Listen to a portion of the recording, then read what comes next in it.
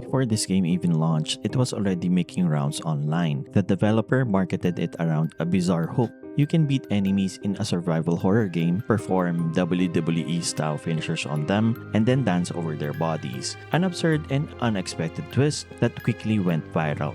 I cannot think of another traditional survival horror title that leans into something like that. And that wasn't the only thing that caught my attention. Before release, the developer offered limited edition skins bundled with the game for donations of $25 to $100. These cosmetics were framed as exclusive and would not be available after launch. Technically, they were not being sold in the traditional sense since the payment was positioned as a donation. Still, the exchange was tied directly to in-game content and was limited in availability. The game is currently priced at $10. That means access to those limited costumes required paying significantly more than the game itself. And as we get into this review, some issues further complicate how that pricing feels. But enough about the bundle controversy. Is Welcome to Dolltown actually good? In Welcome to Dolltown, you play as Yumi, a student who takes a part-time job at a local convenience store and slowly finds herself pulled into something darker beneath the surface of Dolltown. The story unfolds largely through Franjon, the only child seemingly left in town. He narrates much of the backstory through flashbacks.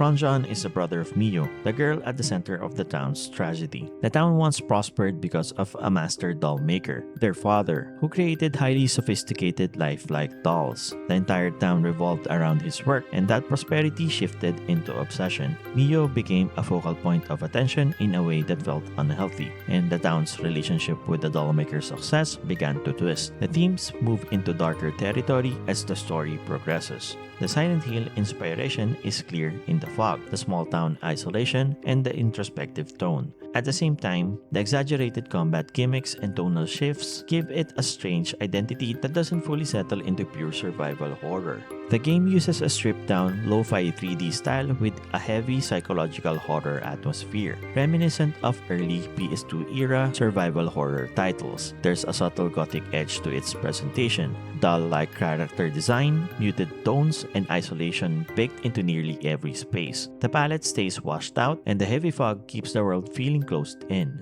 Lighting is simple and subdued, giving everything a slightly lifeless look.